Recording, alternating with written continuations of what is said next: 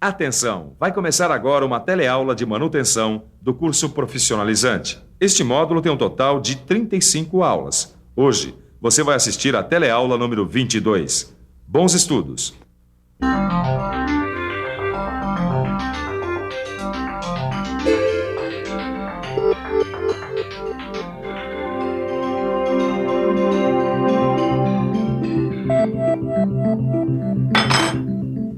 Hoje eu vou fazer a manutenção aqui na bicicleta do meu afilhado.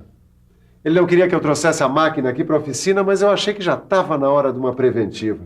Assim como eu também acho que já está na hora da nossa teleaula de hoje começar. Na teleaula de hoje, você vai conhecer vários tipos de eixos e ver como deve ser o manuseio deles. Você vai ver que existem vários tipos de correntes. E você também vai aprender como fazer a manutenção preventiva das correntes. Se a gente pensar bem, vamos chegar à seguinte conclusão. A maioria das máquinas precisa de manutenção preventiva. As máquinas e os seus elementos também. Por isso, na teleaula de hoje, nós vamos ver como é a manutenção preventiva de alguns elementos de máquinas.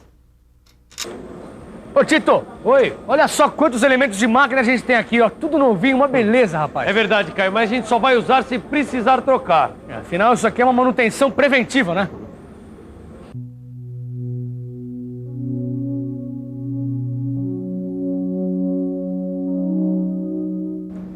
Os eixos, Caio, são elementos de máquinas muito importantes. Eles fazem o trabalho de articulação entre os elementos da máquina.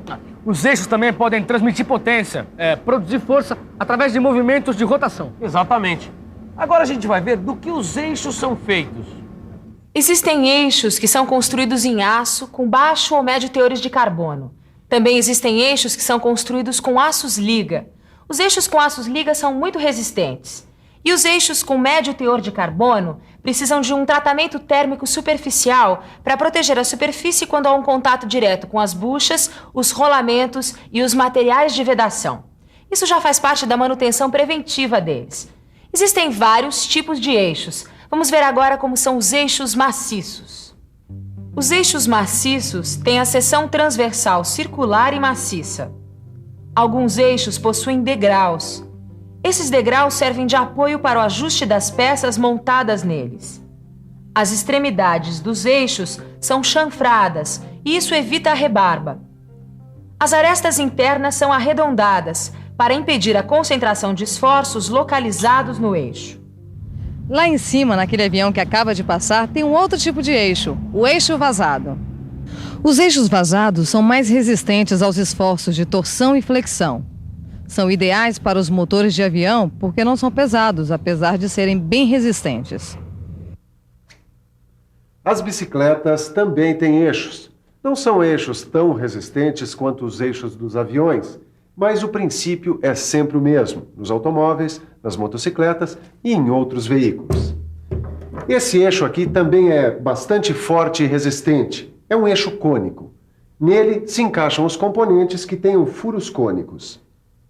O furo cônico do componente deve ser fixado no eixo cônico com uma porca. Para que não aconteça nenhuma rotação relativa do eixo, é preciso usar uma chaveta. Olha só, Tito. Esse aqui é o eixo roscado. Ele possui roscas para prender outros componentes, formando assim um conjunto com mais elementos. Exatamente. Esse aqui, ó, dá uma olhada, ele tem várias ranhuras longitudinais em torno de sua circunferência. Esse aqui é o eixo ranhurado. E ele serve para transmitir muita força para as máquinas, ou elementos que necessitam de grandes esforços. E olha só, Tito, os sulcos dessa peça se encaixam direitinho nas ranhuras desse eixo. Olha só. E agora, vamos ver o último tipo de eixo. Ainda falta falar do eixo flexível. Vamos ver como ele é por dentro. Os eixos flexíveis têm uma série de camadas de arame de aço. Eles são enrolados alternadamente, em sentidos opostos, e depois apertados com muita força. Essas camadas são protegidas por um tubo flexível. A união do eixo com o motor é feita com essa abraçadeira especial e com a rosca. Desmontar um eixo parece uma coisa simples e fácil, mas precisamos tomar uma série de cuidados. Vamos aproveitar e perguntar ao técnico em manutenção como é que se deve fazer. E então, quais são os cuidados?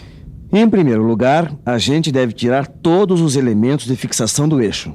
São os anéis elásticos, os parafusos, os pinos cônicos, os pinos de posicionamentos e as chavetas. Se na face do eixo tem um furo com rosca, fica mais fácil. Afinal, neste furo nós colocamos um dispositivo que ajuda a retirada do eixo. E assim fica mais fácil. E o martelo não ajuda? Não, o martelo atrapalha. Quer dizer, nunca podemos bater com o martelo na face do eixo. As pancadas podem produzir um tipo de dano no furo de centro ou nas bordas, e isso pode danificar o eixo ou dificultar na hora da montagem. Neste caso aqui, não consegui desmontar o eixo de jeito nenhum. Aí, tive que usar o martelo. Nesses casos, é fundamental usar um metal macio como cobre, para proteger o eixo das batidas. E depois de tirar os eixos das máquinas, nós devemos sempre guardá-los em lugares adequados. Isso é para evitar danos ou empenamentos, ainda mais quando o eixo for muito comprido. E depois de aprender como desmontar, nós precisamos aprender a montar. Tudo isso é feito sempre com atenção, limpeza e organização. Atenção, limpeza e organização estão sempre juntos no nosso trabalho. Em primeiro lugar, a limpeza total e geral do conjunto e do eixo. Isso evita o desgaste por abrasão. Exatamente. A gente também tem que olhar se o eixo não tem nenhum arranhão. Assim ele pode funcionar direito e não prejudicar o mancal. A gente também tem que ver se ele não apresenta nenhum tipo de rebarba. Aí sim, a gente usa o paquímetro ou o micrômetro para ver se as tolerâncias das medidas do eixo estão certas. E não podemos esquecer de pré-lubrificar todas as peças para que elas não se danifiquem, até que o conjunto seja todo lubrificado, já pronto para o trabalho. E na colocação dos retentores é preciso todo cuidado, para que não haja desgaste do eixo e não aconteçam vazamentos dos lubrificantes. E por falar em trabalho da máquina, faltou a gente ver uma coisa muito importante. Os eixos podem quebrar por sobrecarga ou por fadiga. Sobrecarga é quando submetemos um eixo a um trabalho superior à sua capacidade de resistência. Um eixo de carro, por exemplo, não pode transportar um caminhão. E a fadiga é o cansaço mesmo. Acontece quando um eixo é usado por muito tempo. Além da quebra por sobrecarga ou fadiga, também pode acontecer o desgaste dos eixos. Os eixos se desgastam por vários motivos. Quando o rolamento engripa, quando o óleo lubrificante está contaminado, quando os eixos árvores, acionados por correias, recebem excesso de tensão nessas correias. Também quando o superaquecimento faz com que o eixo perca a dureza. E por último, pela falta de lubrificantes. Agora, nós vamos ver como é que são as correntes. As correntes são elementos de máquinas que servem para transmitir movimentos e potência em locais que as engrenagens e correias não podem ser usados. Existem vários tipos de correntes. Vamos conhecer algumas. Essa corrente de bicicleta aqui é um tipo de corrente de roletes. As correntes de roletes podem ter roletes equidistantes ou então roletes gêmeos, como é o caso dessa aqui, ó. As correntes de roletes são usadas em transmissões que não precisam de rotações muito altas, como o da bicicleta mesmo. Agora vamos dar uma olhada na corrente de dentes. Esta aqui é uma corrente de dentes. Ela é usada para transmissões de altas rotações. Ela pode aguentar rotações bem maiores do que as correntes de roletes. Essa aqui é uma corrente de elos livres. Ela é uma corrente muito especial, hein? Ela é usada em esteiras transportadoras. Mas as correntes de elos livres só podem ser usadas quando o esforço for pequeno. Essa aqui, Caio, essa é uma corrente comum. Ela também é chamada de corrente de cadeias de elos. A corrente comum tem elos que são formados de vergalhões redondos soldados entre si. Elas são usadas para a suspensão de cargas pesadas. Vamos ver agora como são os defeitos que as correntes podem ter. As correntes podem apresentar defeitos por causa de uma especificação, uma escolha que não seja correta, uma instalação mal feita ou a falta de manutenção. Tudo isso acaba causando os defeitos das correntes. Os dentes da engrenagem dessa bicicleta estavam cheios de sujeirinhas grudadas. É por isso que a corrente estava começando a querer desencaixar. Essa manutenção preventiva está sendo muito boa mesmo. Vamos aproveitar e ver mais uns exemplos de defeitos de correntes e suas causas. O problema desta corrente foi o superaquecimento. O superaquecimento acontece quando há excesso de velocidade, quando a lubrificação está errada ou se tem algum atrito contra obstruções ou paredes. E se os pinos estão caindo da corrente, é porque eles estão mal instalados ou tem muita vibração. E por último, temos que cuidar para que os dentes das rodas não quebrem, nem com choques violentos, velocidade excessiva, lubrificação mal feita ou corrosão. Para fazer a manutenção de correntes, é sempre muito bom lubrificá-las bem com óleo. Também é bom invertê-las de vez em quando. E não podemos usar elos novos no meio de elos velhos. E nem usar uma corrente nova com rodas velhas. Exatamente. A limpeza da corrente é feita com querosene. Depois de enxugá-la, a gente mergulha ela em óleo e deixa escorrer o excesso. A gente deve armazenar a corrente coberta com uma camada de graxa e embrulhada em papel. E lembrar de medir de vez em quando o passo, o desgaste das rodas e revisar o alinhamento. Falando em revisão, que tal uma boa revisão? E atenção, se liga aí que é hora da revisão. Na teleaula de hoje, você viu que existem vários tipos de eixos. Você viu como deve ser a montagem e a desmontagem dos eixos. Você conheceu vários tipos de correntes e suas aplicações. E por último, você viu como deve ser feita a manutenção das correntes. Pronto, acabei a manutenção da bicicleta.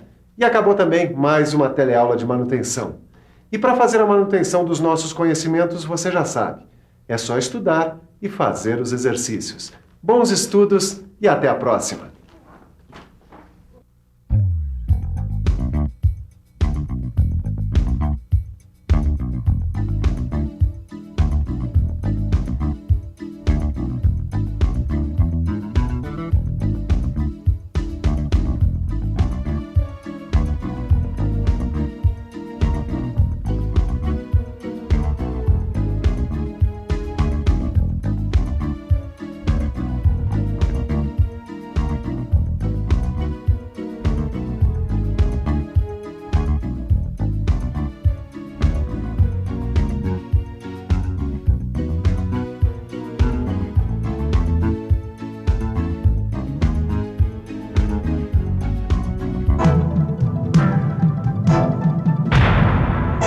Telecurso 2000, um programa de educação do Sistema Fiesp e da Fundação Roberto Marinho.